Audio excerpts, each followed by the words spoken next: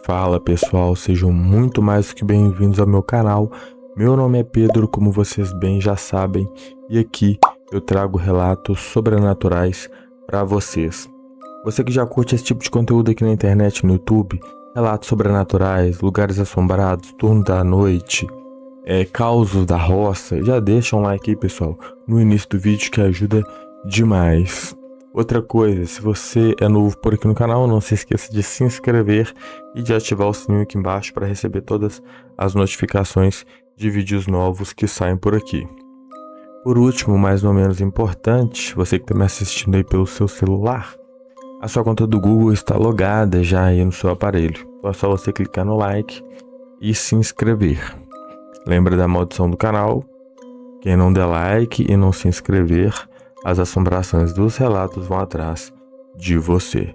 Então, para evitar qualquer problema espiritual, já deixa um like aí no início do vídeo. Dados os recados, vamos pro primeiro relato. Meu nome é Marcelo, e se alguém tivesse me contado essa história alguns anos atrás, eu provavelmente teria dado risada. Sempre achei que sonhos fossem reflexos da nossa mente, lembranças misturadas com preocupações do dia a dia. Nunca acreditei que um sonho pudesse antecipar alguma coisa. Mas depois do que aconteceu comigo e com a minha irmã, eu nunca mais consegui olhar para um sonho da mesma maneira. Tudo começou cerca de 7 meses antes da morte inesperada do meu tio Roberto. Ele era irmão da minha mãe e sempre foi uma pessoa relativamente saudável. Tinha apenas 58 anos, trabalhava normalmente, fazia caminhadas quase todos os dias e nunca havia apresentado nenhum problema sério de saúde. Por isso, ninguém da família imaginava que algo pudesse acontecer com ele tão cedo. Foi uma madrugada de domingo que eu tive um sonho extremamente estranho, o primeiro deles. Era um daqueles sonhos que parecem reais demais. Eu sonhava que toda a família estava reunida na casa da minha avó, mas ninguém conversava. Todos estavam vestidos com roupas escuras, olhando para o chão. A casa estava silenciosa, um silêncio pesado daqueles que chegam a incomodar. Eu procurava entender o que estava acontecendo, até que minha avó olhava para mim e dizia: "O Roberto foi embora." Na mesma hora, eu acordava. Lembro que sentei na cama completamente assustado. A sensação era como se algo realmente tivesse acontecido na vida real. O relógio marcava 3h15 da manhã. Meu coração estava acelerado e a sensação era tão forte que fiquei vários minutos sem conseguir voltar a dormir. No dia seguinte, contei o sonho para minha esposa. Ela tentou me tranquilizar. Disse que sonhos envolvendo morte nem sempre significavam morte mesmo, que muitas vezes simbolizavam apenas mudanças na vida. De certa forma, eu quis acreditar nisso. E realmente, com o passar dos dias, eu fui esquecendo. Até mesmo porque o meu tio continuava levando a vida normalmente. Alguns meses se passaram, então, numa tarde de sábado, durante o almoço de família, aconteceu uma coisa que me deixou desconfortável. Meu tio Roberto passou mal por alguns segundos. Depois, ele colocou a mão no peito, respirou fundo e disse que devia ser apenas má digestão. Apesar do susto, todos brincaram, dizendo que ele precisava ir devagar no churrasco. 5 minutos depois, já estava conversando normalmente. Mas naquela noite, o meu sonho voltou. Era exatamente o mesmo. A mesma casa, as mesmas pessoas, as mesmas roupas pretas. E aquele silêncio que parecia mais vivo do que as próprias pessoas ali. E minha avó repetindo: "O Roberto foi embora." Dessa vez, acordei ainda mais assustado. Pensei seriamente em ligar para o meu tio. Mas como eu explicaria? Oi, tio, sonhei 2 vezes que o senhor morreu? Aquilo era ridículo. Resolvi guardar o sonho só para mim. As semanas se passaram e a vida seguiu normalmente. Até uma terça-feira de manhã.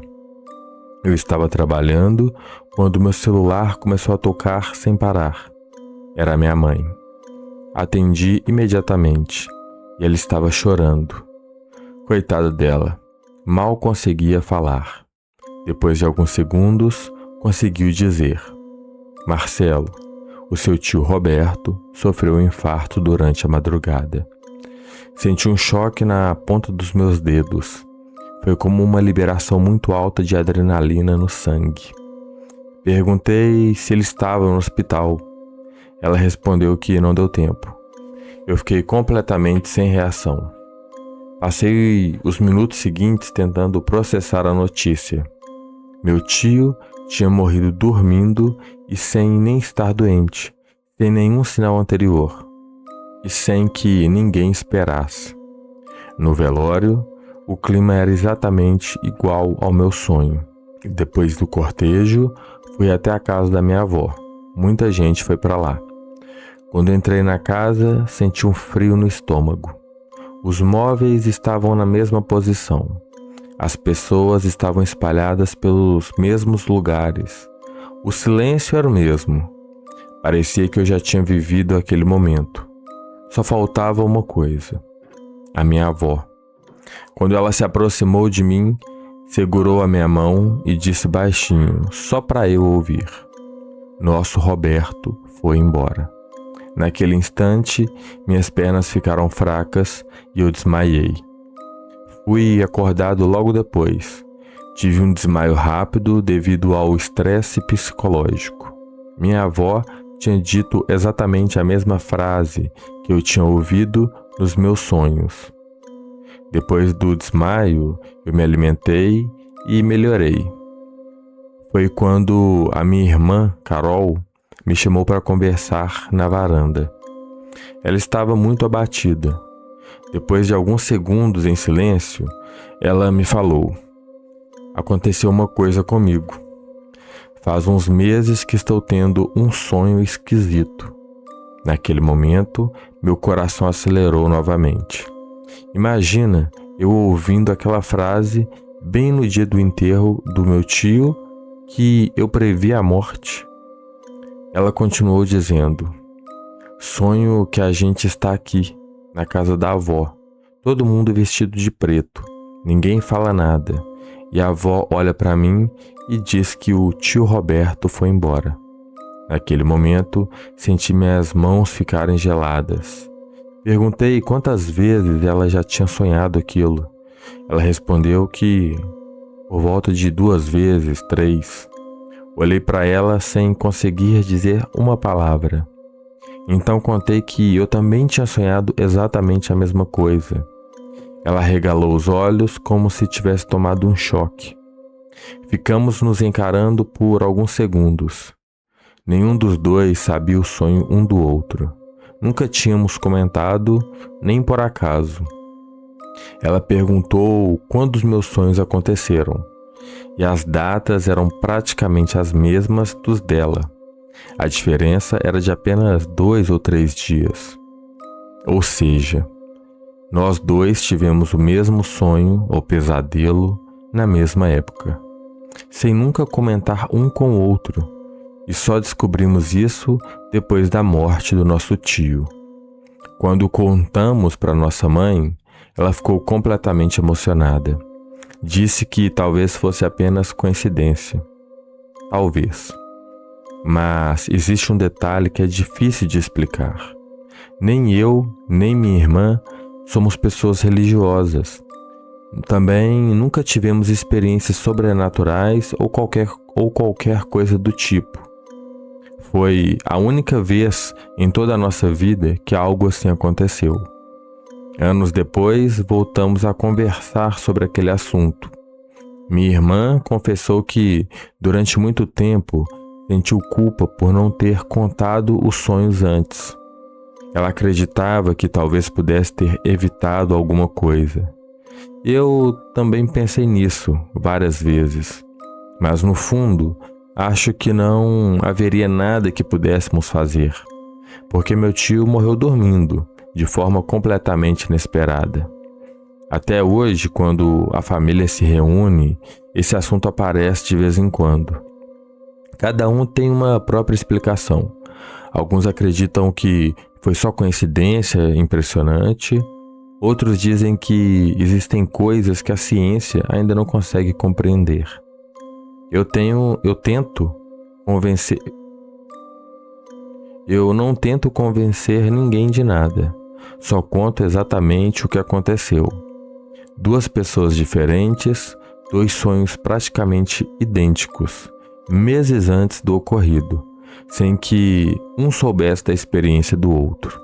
E somente depois da morte inesperada do nosso tio, descobrimos que, durante todo aquele tempo, carregávamos o mesmo segredo.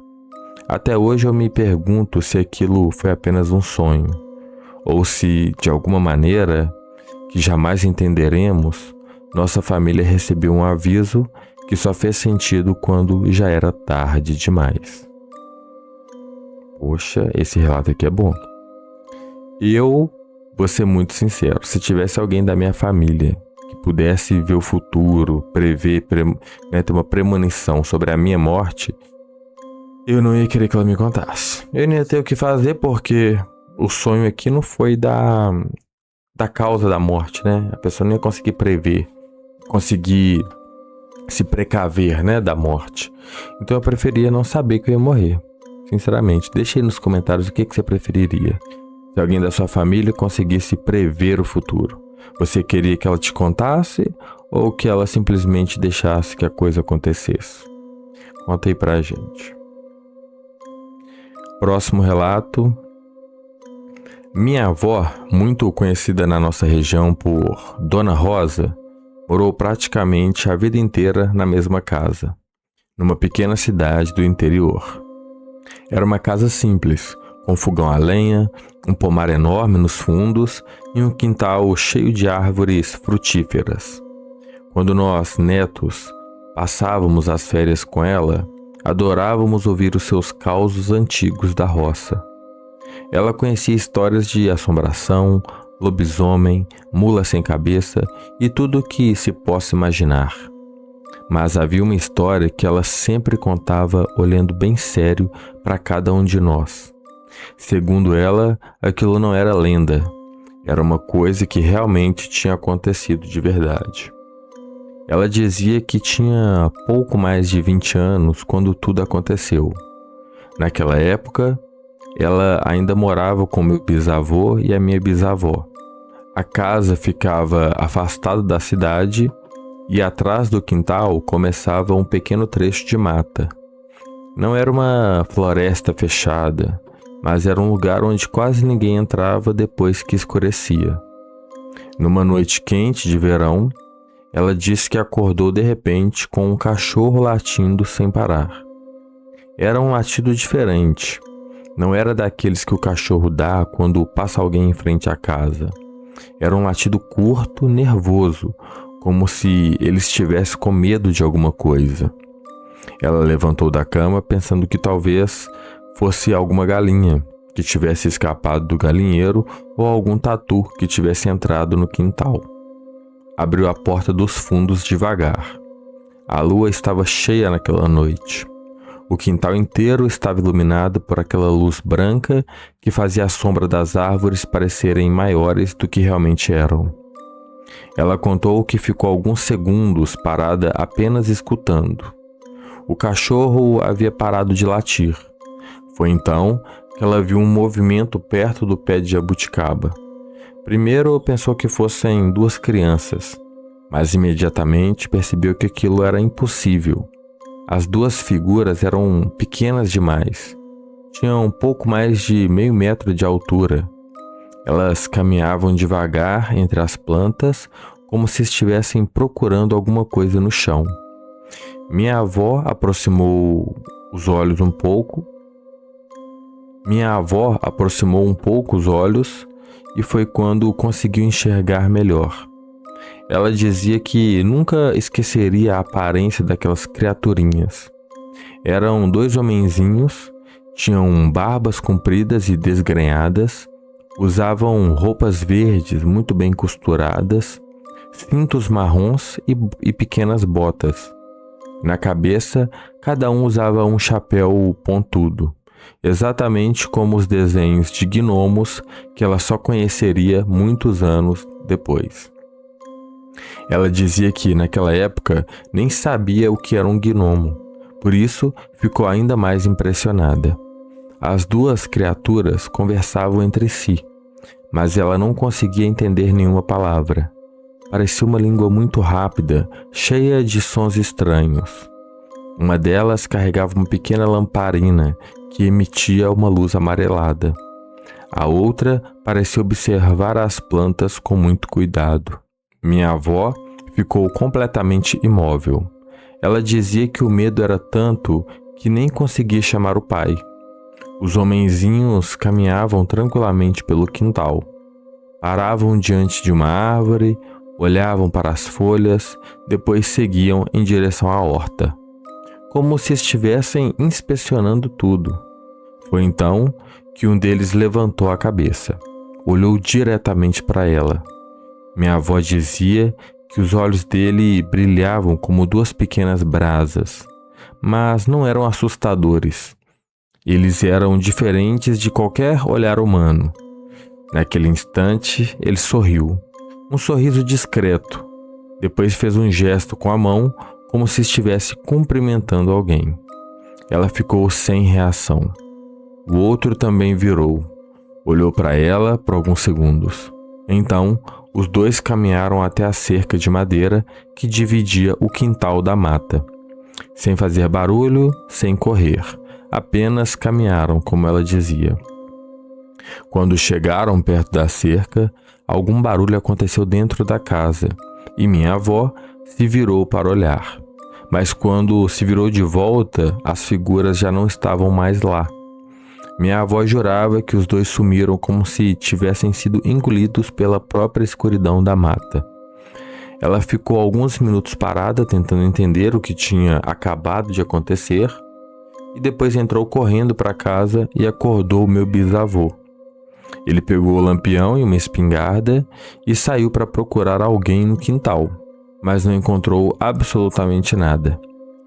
Na manhã seguinte, eles perceberam uma coisa curiosa. Perto do pé de jabuticaba haviam pequenas pegadas.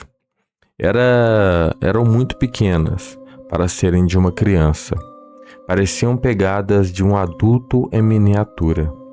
Meu bisavô chegou a brincar dizendo que algum vizinho tinha feito aquilo para assustar a família. Porém, as pegadas terminavam exatamente onde a minha avó disse que os homenzinhos haviam desaparecido. Depois daquele dia, aconteceram algumas coisas curiosas. As árvores do pomar passaram a dar muito mais frutas. A horta ficou muito mais bonita e as galinhas começaram a botar o dobro dos ovos. Os vizinhos até perguntavam qual adubo o meu bisavô estava usando. Ele apenas respondia que não tinha feito nada de diferente. E a minha avó, ainda jovem, dizia sorrindo que talvez aqueles pequenos visitantes estivessem cuidando da propriedade deles. Vou falar com vocês, tá? Dentre todos os relatos aqui, esse é um dos relatos mais atípicos, que é um relato de visagem de gnomos. Confesso que é difícil encontrar um relato de alguém contando sobre esse assunto, né? Tem um conhecido, um parente meu próximo, que disse que já viu 2 anões, mas ele não coloca como seres muito pequenos. Fala que são anões e que viu no quintal de casa, né? Mas confesso que é difícil, né, encontrar relatos que não sejam de assombrações ou do nosso folclore, né? Criaturas do nosso folclore. Mas diz aí pra mim, o que você acha dos relatos do vídeo de hoje? Um abraço e até o próximo vídeo.